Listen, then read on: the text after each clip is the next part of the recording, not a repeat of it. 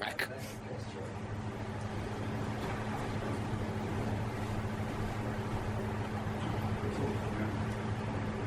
Grazie. Good morning. Good morning. Yeah. Bom dia. Yeah. Buongiorno. Okay, so we're going to talk about Storm today. How many? Well, at least 3 of you have actually used Storm. Anybody else? Hi, yes. Okay, so let's start. So I'm Jamu. I currently work for Food Info, estimating first name over here.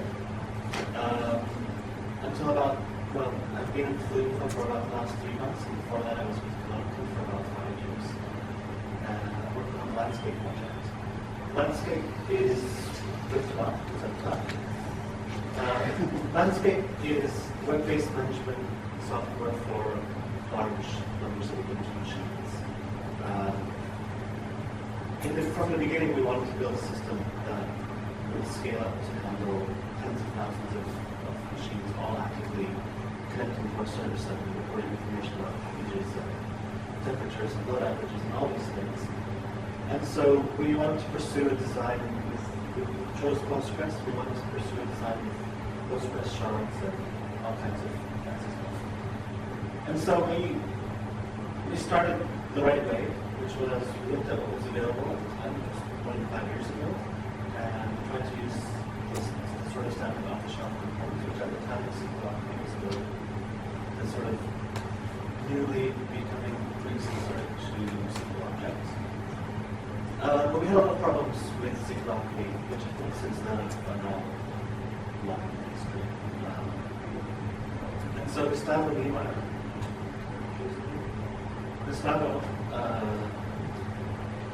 as a backup plan, in his spare time, built the core of Storm in about 3 or 4 weeks, which is kind of amazing. And he just showed up one day and said, guys, I've been working on this thing in my spare time. I think it's going to solve our problems. It was an experiment. So we started using Storm in landscape. We moved SQL into Storm. This was in the summer of 2006. And we integrated Storm into landscape, and it worked well for us. At that time, the landscape team was Gustavo, Chris Armstrong, and myself. And 3 of us then began to work on Storm together, and we did make it solve the problems we had. Then in 2007, July of 2007, it was open sourced and oddly advertised as being a launchpad. Having been invented in launchpad.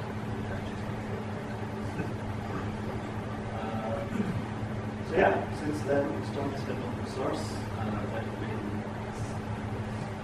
The core has not changed a lot, but there are a lot of improvements in performance and stability and new features.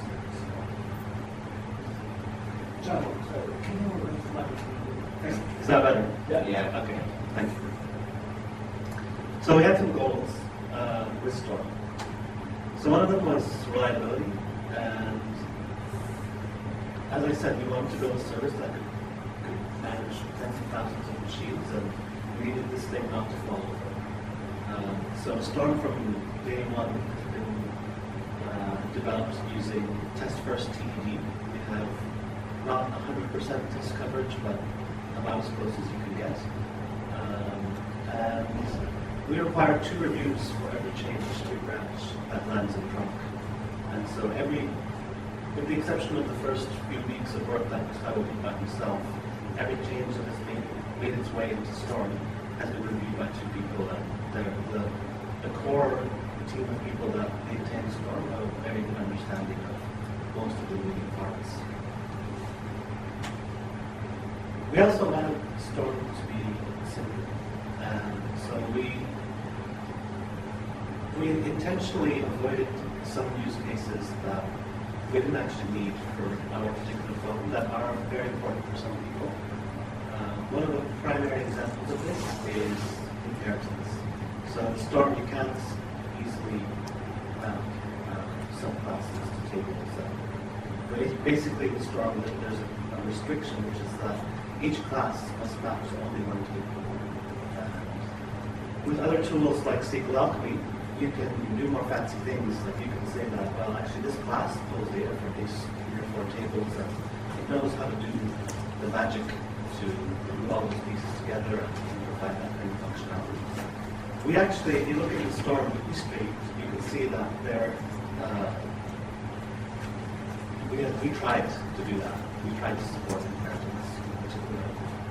And it started to make things complicated and we couldn't find a way to keep the API as simple as possible and support that functionality. And so that was one of those cases where we said, you know what, let's just put this out of scope and keep what we have as simple and small as possible. So that even until now, the APIs that you use in Storm are pretty small, and you can pretty much figure out what they are in a short period of time. The other thing is that we want it to be focused. So Storm is really about getting information into and out of an SQL database. And it comes with built-in support for SQLite, MySQL, and Postgres. There are branches from the community that have support for Oracle and Firebird. Anything else? Microsoft SQL Server. I think there's a branch for that. Some of those things have not been incorporated into the Storm core because they're out of access coverage, or because like in the case of Oracle, for example, it's a real pain in the neck to set up Oracle. So you just set some branch. I actually tried. I spent a lot of time. I had to compile Oracle drivers from scratch. They're out there if you do. But we never really expect Storm to become more than something focused on SQL and so, for example, we have some simple schema management tools, but they're never going to become, or we never plan to make them extremely robust things where you can go and store that in your database and will extract the classes from the schema and all kinds of magic. So we're also probably never going to see Storm come out with Cassandra backend or something like that.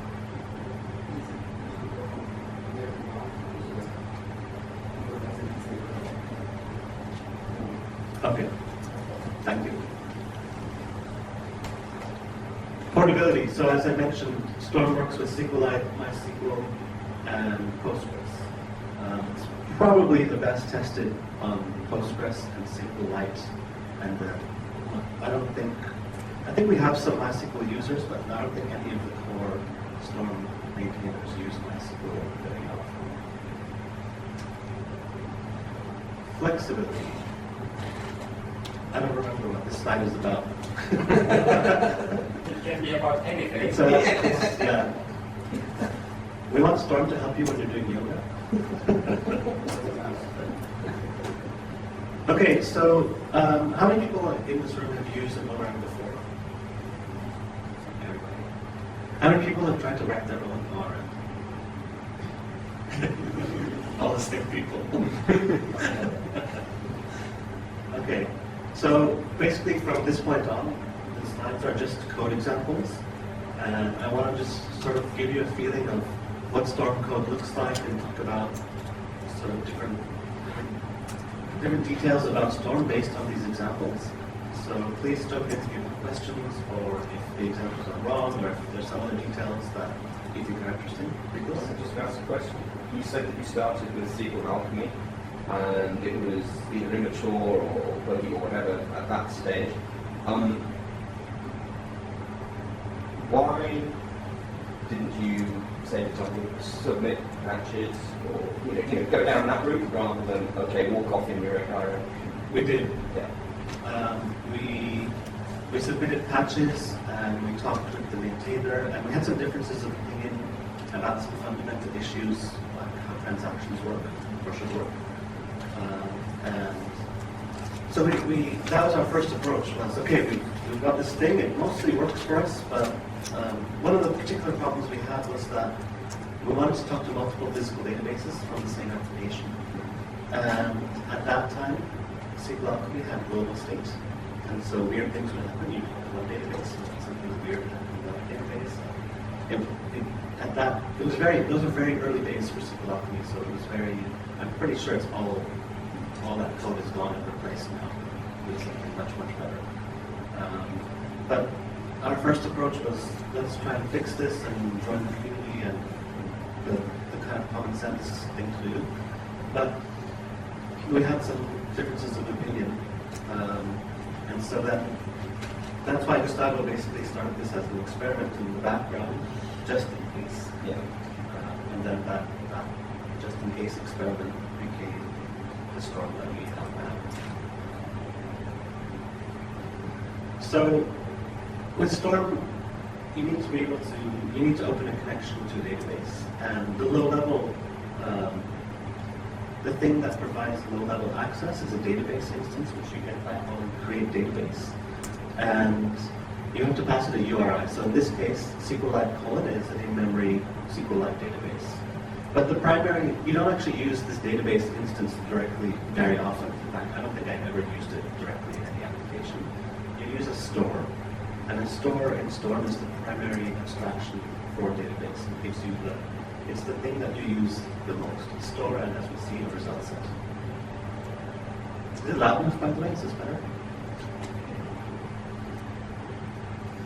So you can use a store just like you use the DB API to execute raw statements. And I find that even if I just want to execute raw SQL, I still use Storm because you get some benefits. You get automatic escaping inputs, which is very nice.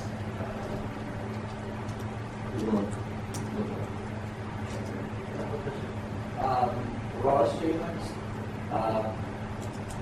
then it doesn't try, when you call it execute, it doesn't try to make it portable across the databases. It's just raw to raw SQL. Whatever you pass here will be given directly to the database, no matter what it is. So, argument substitution is different depending on the database. For example, Postgres uses question mark, and MySQL uses something else. So you have to. No, you use question mark always. Everywhere. Yeah. Okay. And the PythonDB API drivers inject the values for you.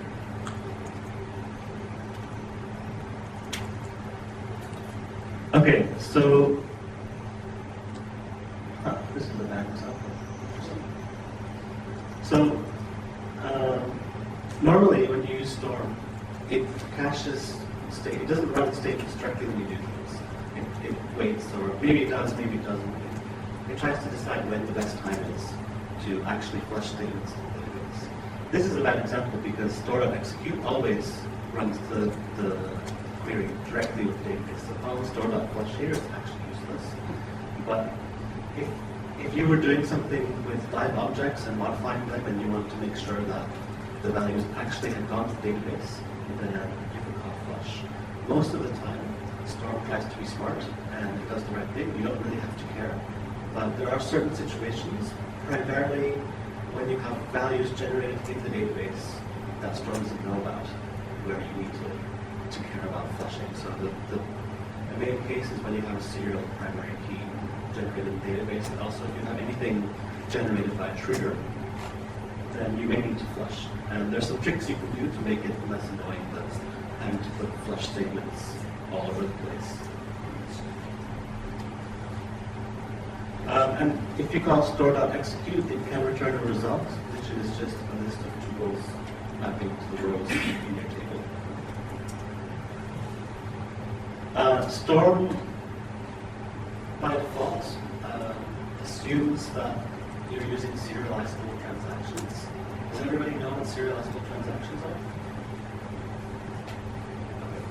So serializable transactions, just to be clear, mean that all the operations you do in the transaction happen with a snapshot of the database, and at the very end, that snapshot is merged into the most current version of the database if there are no conflicts.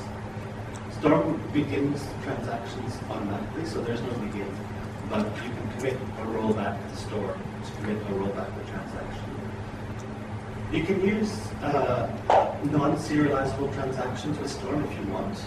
but Storm makes some assumptions about how it caches objects that assume you're using serializable transactions.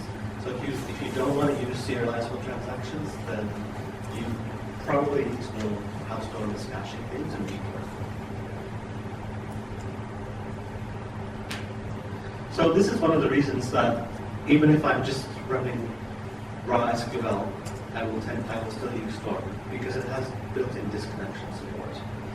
And a disconnection error will be raised if a disconnect occurs, and then you just need to roll back the Storm. In fact, do you need to roll back the Storm? I'm not sure you do. It might do it for you. Why are you sleeping in the Excel? This is a really bad example of a retry function. So you try to call a function which does some sort of Storm stuff, and then this connection error is raised. Then you sleep to give some time to maybe you're restarting the database server, for example, and then you retry whatever you were doing. Maybe it would be clear if you swap the time sequence for rollback. Maybe.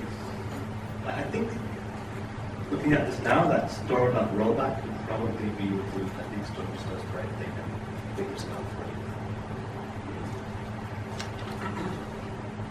Twisted. We love twisted. There's a new thing called storm.twisted.transact. It landed in trunk about 3 or 4 weeks ago. And basically it lets you very easily run Storm code in a thread. So whenever you use Storm, you have to be careful about where you use stores and where you use the objects that you retrieve from those stores. Because you can only use an object, you should only use an object in the same thread as the store you retrieved it from. Because the PythonDB API drivers tend not to be thread safe. And if you do something with an object that tries to invoke a query, like you access a reference that has to get something from the database, then if you're doing it not in the thread where you got the data in the first place, weird things can happen. So this is very handy in Twisted, where a common way to deal with database code in Twisted is to run your asynchronous logic in the main loop, and then whenever you have to do any database interaction, you run it all in a single transaction thread. And so this is quite nice. Okay, so Storm is an ORM, but you can kind of think of it as there's some layers. You don't have to use the whole stack if you don't want to. But probably if you're looking at Storm, you want to use an ORM. So one of the questions is, why should I even use an ORM? Who cares? I mean, I know SQL. Why don't I just write my own? So I think there's a few good reasons. One is that APIs are way better than strings. With Storm, you don't have to build up SQL yourself by hand by deconcatenating strings. It provides an API that generates the SQL for you. Another reason is that you may have two queries that you run that both end up returning the same object. And Storm has built-in caching, so that when you have that situation, you get the same instance, the same Python instance for both of those queries. So you don't end up with a situation where you have the same person instance but twice in one file in different ways and end up with weird inconsistencies. And then of course there's things like handling automatic escaping to the avoid SQL injection attacks, portability if you care about that, and so on and so forth. Okay, so this is a simple Python person implementation. And this is what it looks like in Storm. And so basically the class is the same and the constructor is the same, but we've added some annotations and we've imported some things from storm.locals. Most of the things in Storm that are part of the public API are in storm.locals. not everything, but generally speaking, the things you need are every storm class must have a storm table, and this is just the name of the table in the database. And every storm class must also have a primary key. In this case, it's called ID, and because we haven't specified an explicit column name, this class expects that the ID column in the database is called ID, spelled exactly like this. Is there a way of doing compound parameters? Yes. You can, if you have a compound primary key, you can define under_store primary equals and then a tuple of strings that represent the primary key. Now, one interesting thing here is that there's this default equals auto reload. So in this particular case, the ID is the serial value generated by the database. So if you instantiate a person and you pass the name Bob, then person.name will have Bob, but person.id will be none by default because the statement will not have been flushed. What auto reload means is it tells Storm the first time this property is accessed, get the value from the database, which means that the first time you access person.id, it's gonna force a flush and get whatever that database generated ID is. By that you mean, for instance, sequences and posters. Exactly. Yeah, so this is the table, I guess. This is in SQLite, this ID would be a serial column. In Postgres, you have to replace integer with serial. Okay, so we connect to the database, we create our object, but you have to actually add it to the store before it becomes part of the database, and then it gets it. And now John is in the database, and we can fetch him or remove him. Actually, there's another interesting thing here, which is that we define name as Unicode. And Storm forces you to actually pass a Unicode value there. If you pass a string, it's going to raise a type error. And that's why here, when we actually instantiate the person, we have to pass a Unicode string. And this turns out actually to be quite handy. It's a bit of a pain if you are integrating Storm into some existing code that isn't very clear about string and Unicode separation. But once you get past that, it's quite nice. Okay, so store.find is probably the thing that you use the most in Storm. And this is the thing that basically builds queries. And so this result equals store.find person basically means give me all the people in the database. We know that there's only one because we just added John. And so this result it's called the result set. And actually here, no query has actually been run. What's happened is we've told Storm we want to run a query that will return all people in the database, and it's configured the result set to know about those details. But until we actually do something with the result set, it doesn't run a query. And here, we're saying we expect that there is only one row, one and only one row that matches this query. And this will either return none if there is no data. It will return a person instance if there is only one row, and it will raise not one error if there's more than one row. So this is quite a handy way to just quickly, when you know that there's only one object that should match, and you want to make sure that's always the case.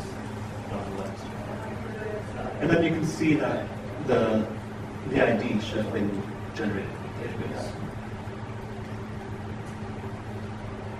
Okay, so now we have another class, another Storm class called Talk.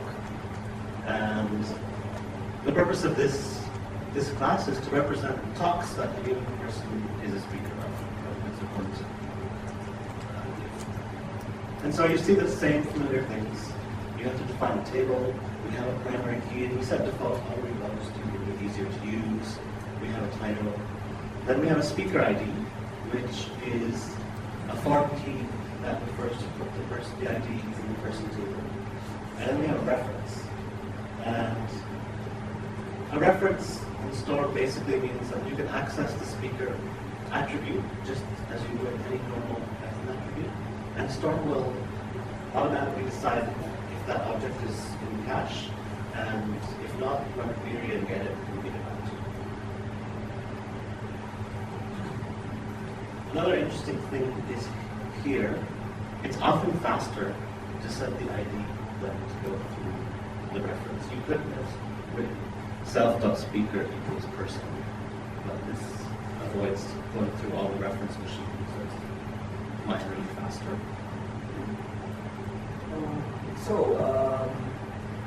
What is actually the reason for having this kind of representation of the foreign key? I mean, 2 lines where you could, I guess you could have just 1 line as a definition. Is that to be able to do things like that, to be able to directly reference the ID field, or I find it kind of weird that I'm trying to write for a foreign key. Okay, so the reason is that you have to define the columns. On the Storm class, you have to define the columns that are in the table that you want to map to your class. So I think this is the table for talk, and it has a speaker ID column that refers to person, and it's an integer because IDs are just integers in this example.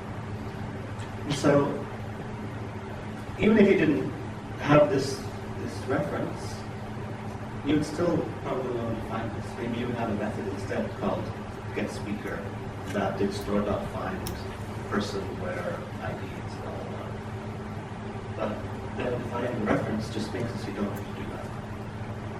Because Storm doesn't know that this speaker ID is a foreign key until you define a reference that tells it, hey, this is a foreign key. Does that make sense? Yeah. Well, the meaning is clear. I was thinking just from a formal point of view, other systems allow you to just write 1 line and then just 2 meanings contained within 1 line. It was just a simple preference. Yeah, I suppose we could change reference so that you could just define the column directly and you could do the mapping in the background to define that this column exists. But Explicit is better than yeah.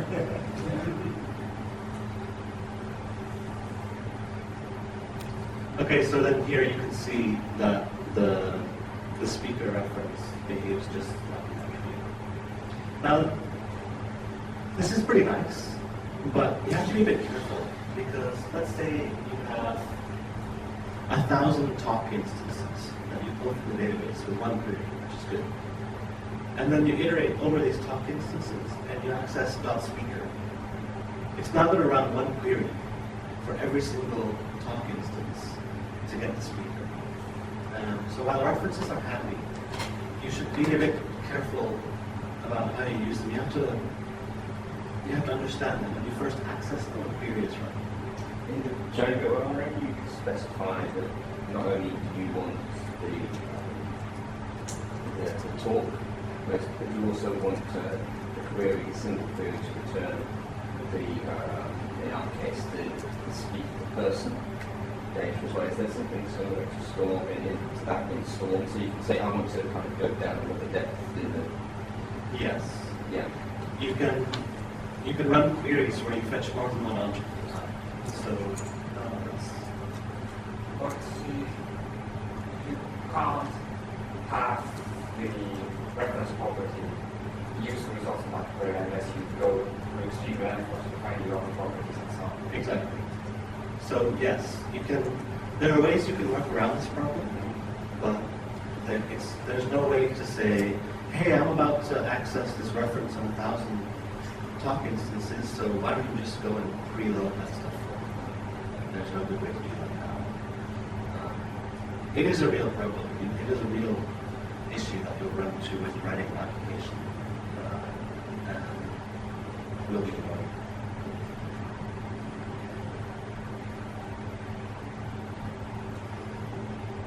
Okay. So this is basically the same query that would run when you access the .speaker attribute. And you can start to see that there's a pattern with store.find, which is the first argument is always the thing that you want to fetch, which in this case is a person. And the second argument, or actually all the following arguments, are the where clause. So in this case, we only have one expression in the where clause, which is that the person ID is equal to speaker ID in the top table.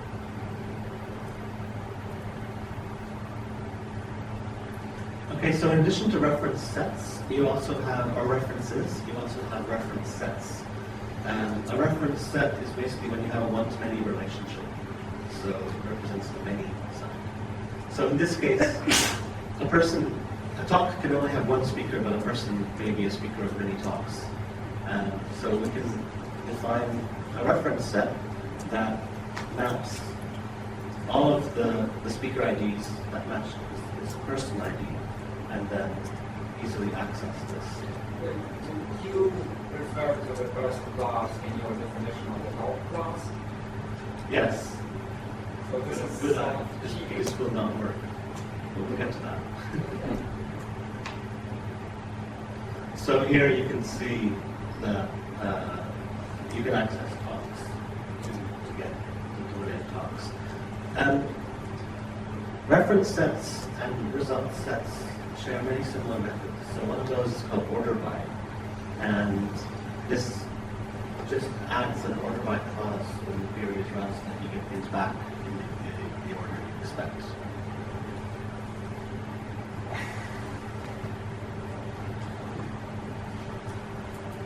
Okay, right. So this is the equivalent query that is being run when you access the reference set. And so you can see here, we're asking for a person, and we have two expressions in our where clause. And when you have multiple expressions in past store.find, they are ANDed together. So person.id equals speaker ID, and speaker ID is talk.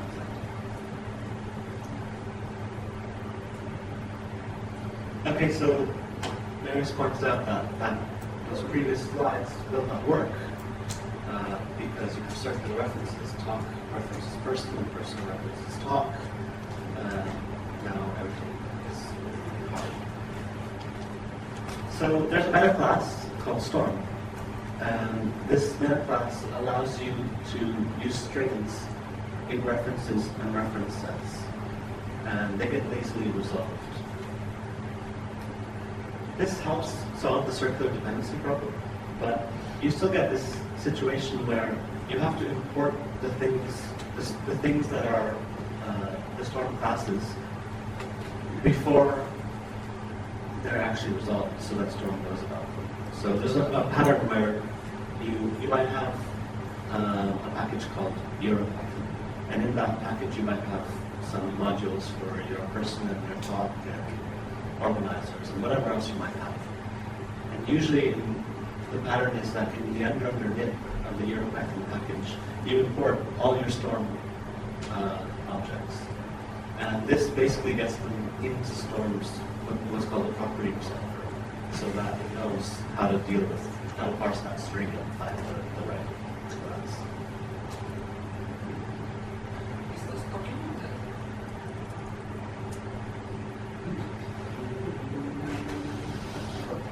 Maybe.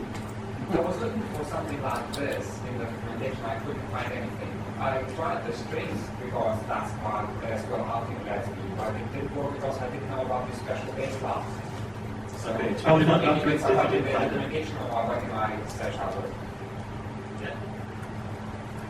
So on the topic of documentation, Storm's documentation is lackluster. It's a real problem. Storm is really cool, but nobody wants to learn how cool something is by reading the source code.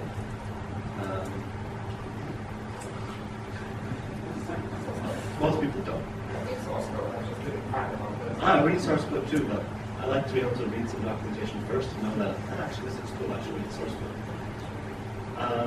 I've started writing a manual, and It's something that is going a bit slowly, but hopefully one day.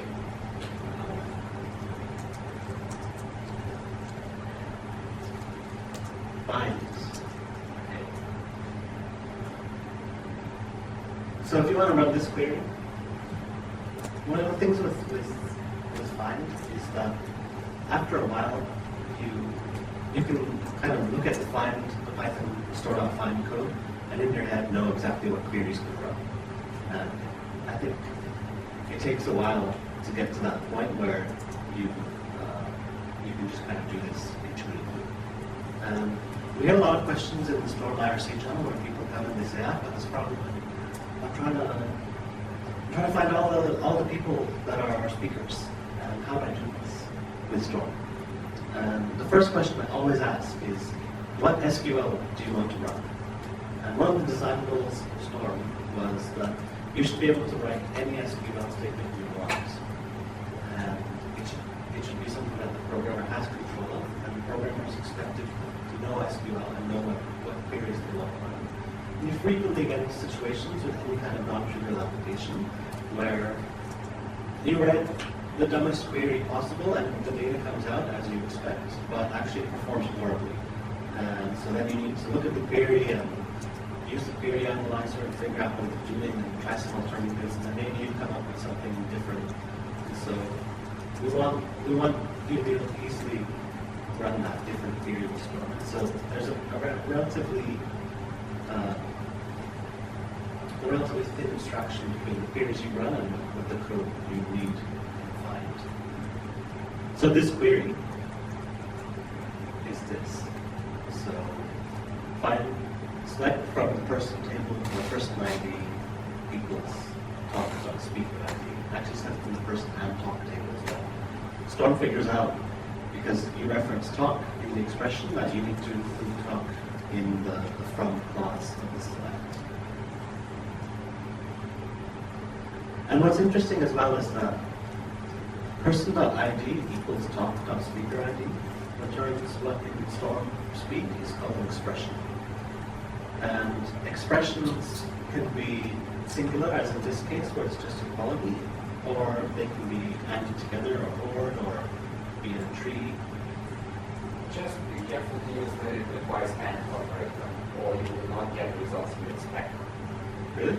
Yes, if you use the logical AND, Python sees that this is an expression object, it does down on zero, so it's solved to, and you end up losing all your clauses except the last one. Yeah. What happens if you only want the person.name back in the database? Say, for example, the person had a huge amount of data and you just, for reasons of efficiency, want the name back. Okay, we'll get to that. Yeah, okay. There's two reasons that fetching objects can be inefficient if all you care about is getting names. One of them is that you potentially fetch a lot more data from the database.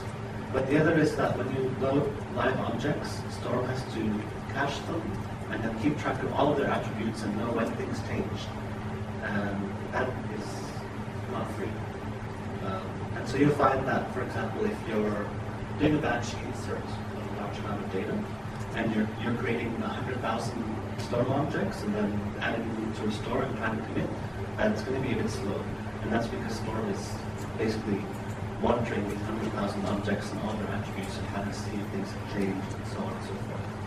And so in many cases, you just want the list of names or whatever it is. We'll look at that. It's the next example. Awesome.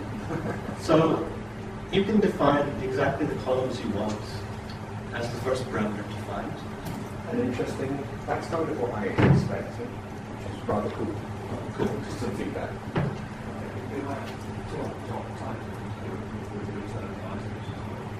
If you want. In that case, if you want to say a list of names and titles, then the first parameter would be a two-tuple of person.name, talk.title. There's also this config method that you can use to set whether distinct is enabled or should be used, and also the offset and the limit. Is your quick method is it global to the store or? Actually, this is a bug. This should say result. Okay.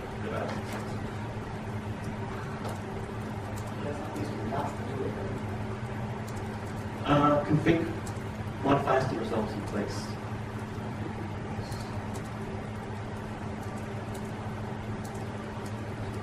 Apparently, I copy and paste. So there's another thing you can do, which is that let's say you've run this find, and you know that this result is going to return person instances, but actually you just want the names, and so this is you want a way to just not rerun the query. Maybe you got the results out of some function, and you actually don't have much control over exactly the query that gets run. So result has a .values method, and you can pass the columns you want to fetch explicitly as arguments to .values, and then you just get those columns.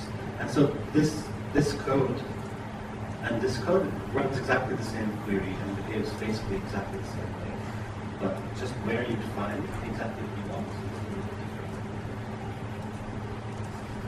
So we use storm and fluid info and also landscape. And it's very interesting to compare and contrast these two applications because they're very different. Landscape has a fairly large and complex model. You have accounts and people and computers and packages and all kinds of monitoring data, all manner of different things. That's represented as an object-oriented model where most of these things are stored classes. They have methods, so you can call account.getComputers to get all the computers that are in the account, and you can get all the packages that are related to a computer and so on. And in the landscape case, more often than not, you want to work with live objects because they have some rich behavior. They have methods that can do interesting things. Landscape also has a pretty large UI, and the logic that runs that UI uses these live objects and these methods that are provided by the model layer to access business logic. Fluid Info is quite different. Fluid Info is an online storage service, and we don't have a UI, we have an API. And so for us, the primary goal is when a request comes in, I want to get to the underlying data store and back out as fast as possible. So in most cases, I don't need, there actually is very little, our store classes in Fluid Info have no behavior. They are just data objects. And so we never really care about having live objects, but we want the benefits of Storm to generate queries and to make debugging easier and handle disconnections and things like that. So we tend to use values a lot, particularly in reads, to avoid the overhead of live objects. It's quite very useful thing. Okay, so this is a case where maybe you found out that the naive way of getting what is this? Yeah, the naive way of getting all the talks or all the people that have a talk, where you just do a simple join. Maybe it performs horribly for whatever reason in your database, and you determine that actually the best way is for me to run a subset. So this is how you do that. You first make a result, or you perform a store.find that represents the query you want to run in the subselect. And then you call get subselect expression, and you pass in the name or names of columns that you want that subselect to return. And then you run another find, and at this point, actually no query has been run. We just generated a result and generated a select expression from it. And here we generate another result where we're saying all the names where the people are in the list of people in our talks. And it's only here that the query gets run when we iterate the results. Does that make sense?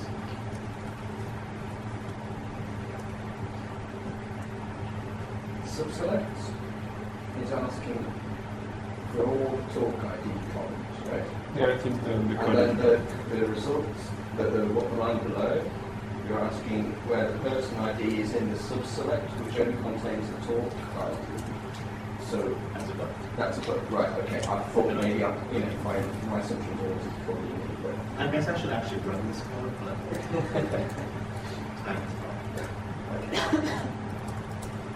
okay, so this is the query level. Okay, so this is a relatively new feature in Storm. I think it's been around for 8 months or a year. And basically, you can now call .find on the result set to further define the criteria, or on the results set. So the only difference from the normal store.find is that you don't pass the first argument, which represents what the thing is that you're finding, because we already know.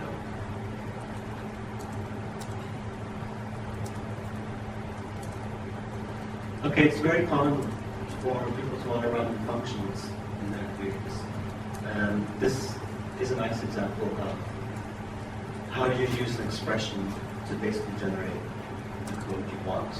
So let's say we want to find a lowercase version of all the names of people in this database. So the obvious way to do that is select lower person.name from person.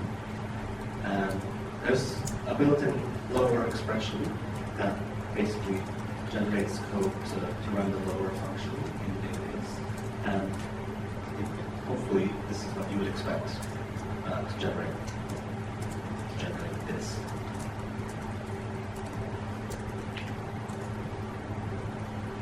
And this is what the implementation of lower looks like.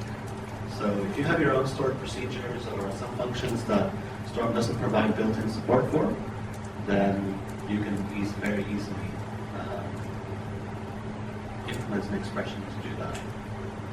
There's also an expression called SQL raw that you can use to just, if there's something that Storm cannot do for some reason, there's no expression, or it's too hard to write, or you can't figure it out, or whatever, you can use SQL raw to just say, put this snippet, this string, in the middle of the query, right here, wherever you want.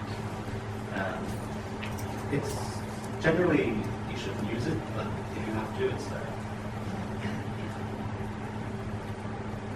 Okay, another common question that comes up on IRC is how to run aggregate queries. Like, for example, if I run this code so that John has 2 talks and Jane has 1, how do I run a count query that will return proper results?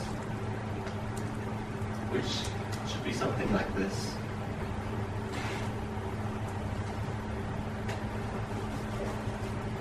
It looks like this. So there's some tricks going on here. One of them is that in the query, we have to use an alias to give our count a name so that we can access it in the group by and word by clauses.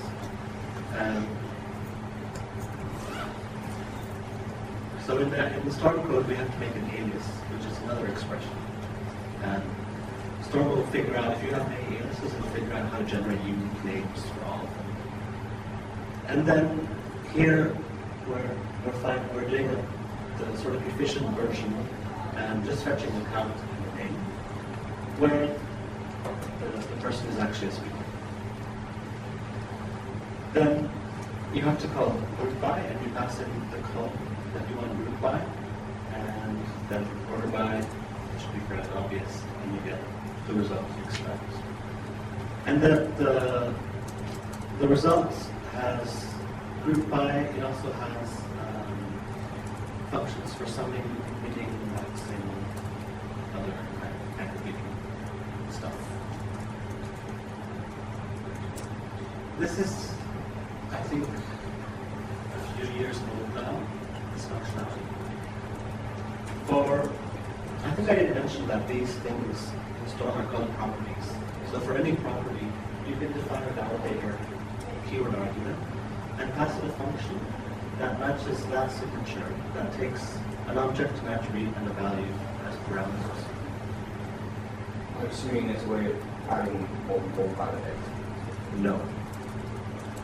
Well, there is. You make a function that calls on values. Yeah. But there's no built-in way to do that.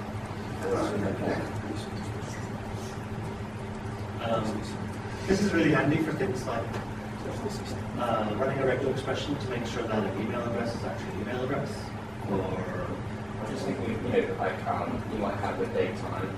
First of all, you want to make sure, because you're getting user-generated stuff from the internet, you can make sure that it's actually a daytime that you get back, and also that it's within this range, i.e. it's in the future, because you're booking a holiday and you don't want to book a holiday in 1943. So the example was when you have a date time and it's a user provided value and you don't necessarily trust that they do give you a valid date. And you may also want to know that this date is not too far in the future or not in the past or something like this. In the first case, where you're worried about user input, if you have a date time property, you actually have to pass a date time instance. And so you have to deal with that problem before you get to Storm. In the second case, a validator is a good solution for that particular problem.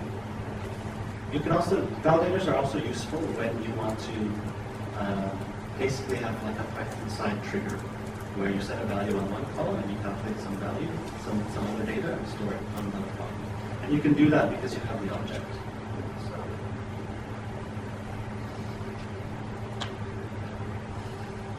Does that make sense?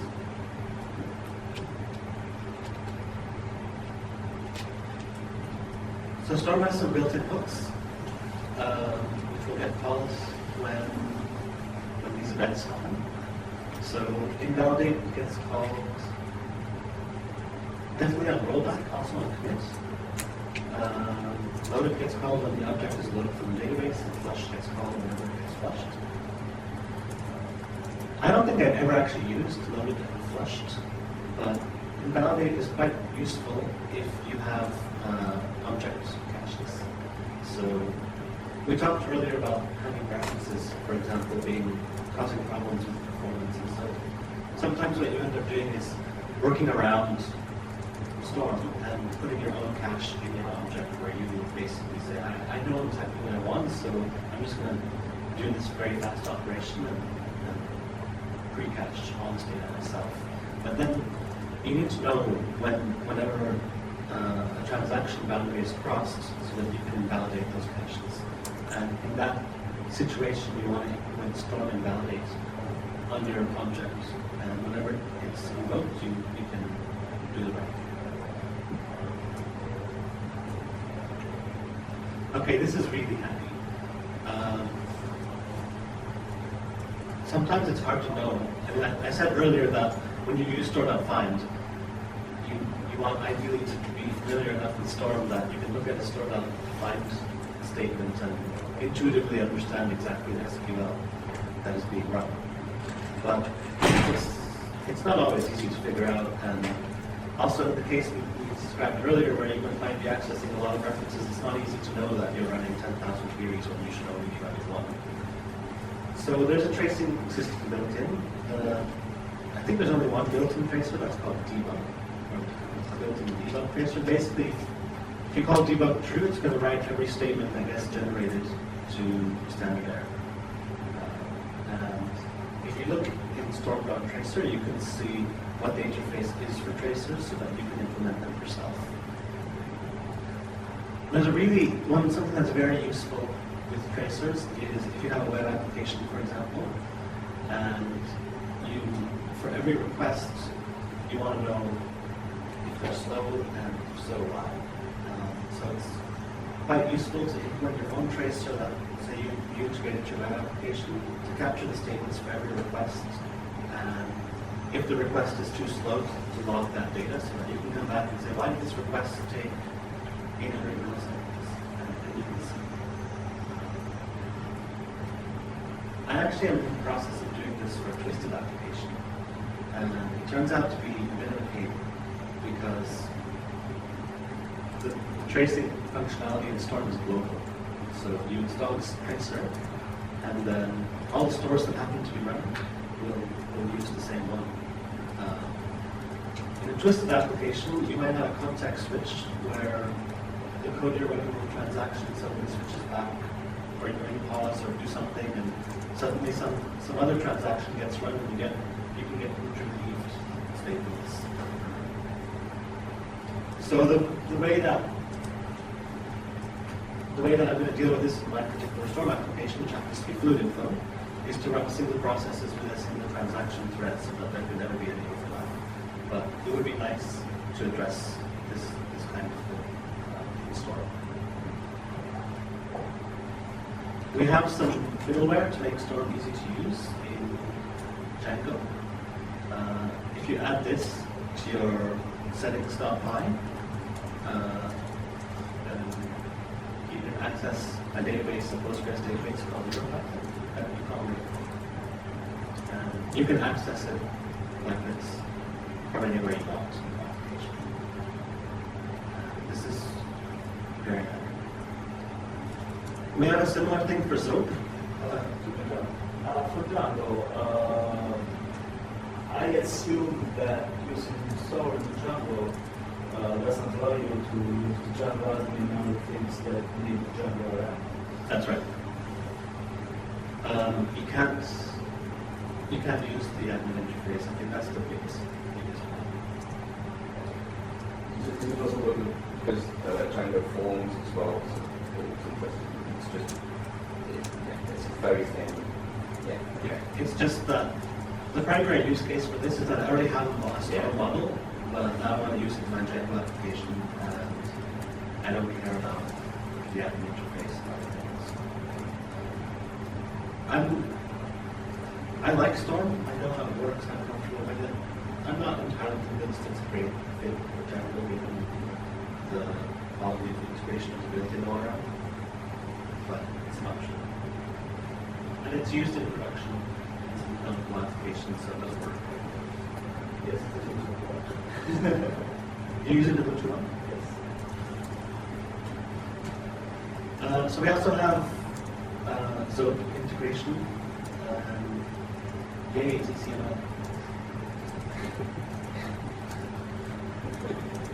And of course, being Zope, it takes two function calls to get it started. Okay, some common patterns. So often you're going to have, if you're writing some Storm code, you're probably going to have some kind of model that or model layer in your application, and you're probably going to want to write helper functions that hide the use of the store. In general, what I've found in most of the Storm applications I've seen is that the use of Storm is primarily hidden behind some set of model level interfaces, and the only thing that gets used outside of that layer is the result set. So it's very common, for example, in a function called get person by name, and you return, well, in this case you would return a person instance, but in the second example you would return the result set. And in the applications I've written in Storm, generally in any kind of presentation layer, any use of a store is usually a slide around the factor. It's not quite right. You should move that down into your model. So the most obvious thing is, well, okay, functions are great. I should just, I'll define all the functions I need and they can run queries and all these things and it'll be great. But what ends up happening is that you very quickly get a kind of explosion of functions for every little kind of clause you might need. And what happens if I want to get people with talks that also match some text? Now you have to have a function just for that.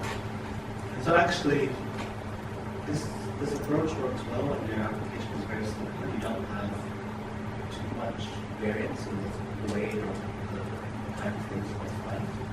But it doesn't really scale up particularly well.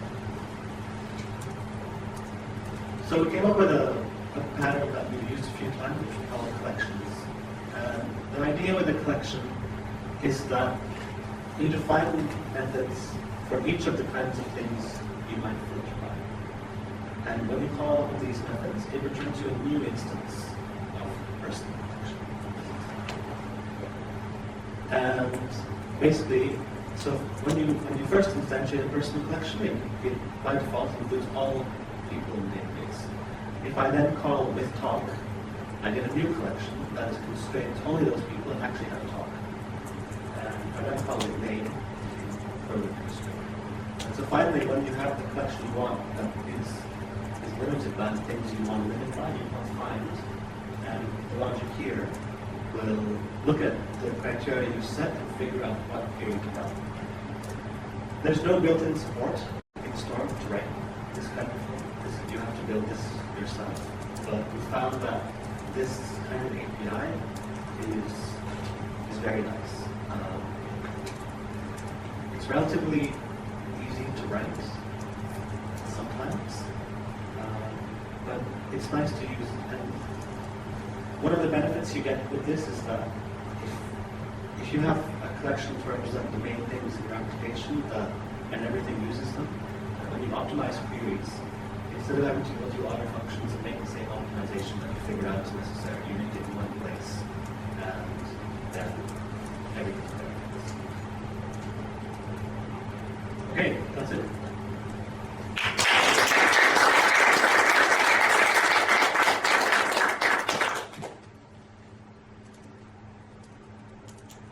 Questions?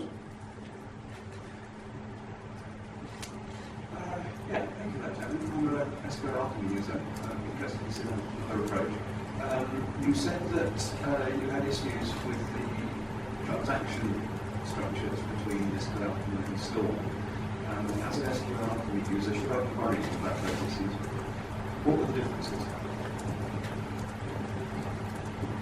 So this was more than 5 years ago. And the primary problem was that there was a built-in state in SQL Alchemy in the first place. And so if you were talking to more than one physical database at the same time, the state could get mangled and then strange things would happen. As I've said for many years now, like maybe 4, SQL Alchemy has solved all these problems and it's clearly solved. I've talked to the database at the same time. Yeah. I think a few years ago there was a big effort with SQL. I had actually kept up with SQL because I'm pretty much done right. But I think then a few years ago to clean up a lot of those things. SQL Alchemy has a much bigger community than Storm, and so that may be a good reason to choose SQL Alchemy over Storm. But I think Storm has a smaller and simpler API. So that might be a good reason to choose Storm. It really depends on what your problem is.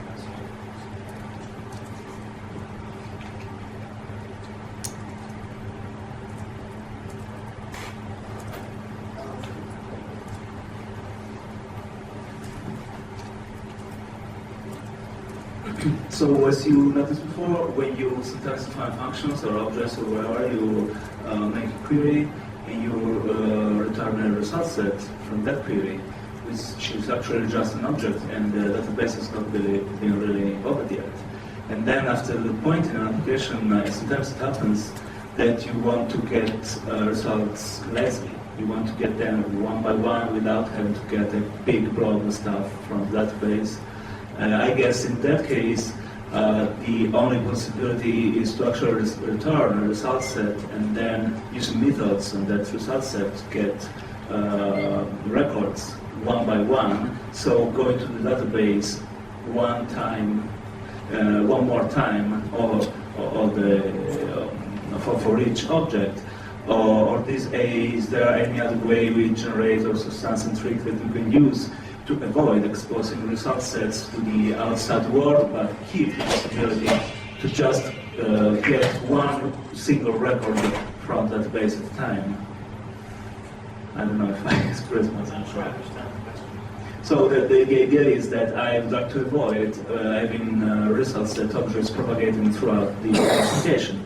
But at the same time, I don't want to have to get the whole result of query from the database than having to have that big memory occupation.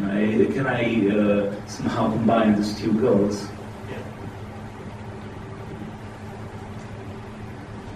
Yeah.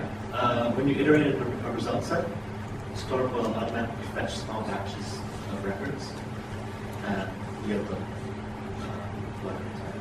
So you can just return the generator produced by the iter method of the result set. But when you iterate a result set, you get a generator. Like you get an iterator, so you can return that iterator instead of the result set.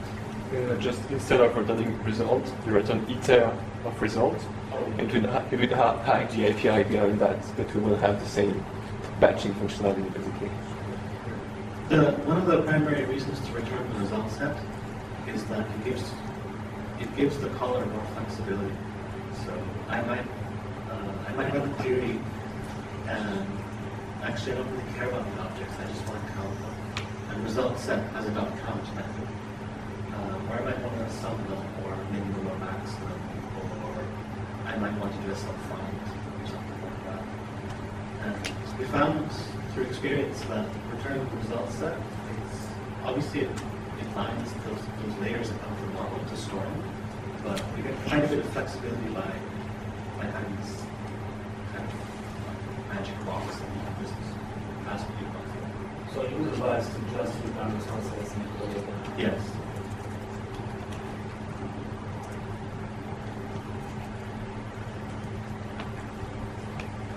Thank you.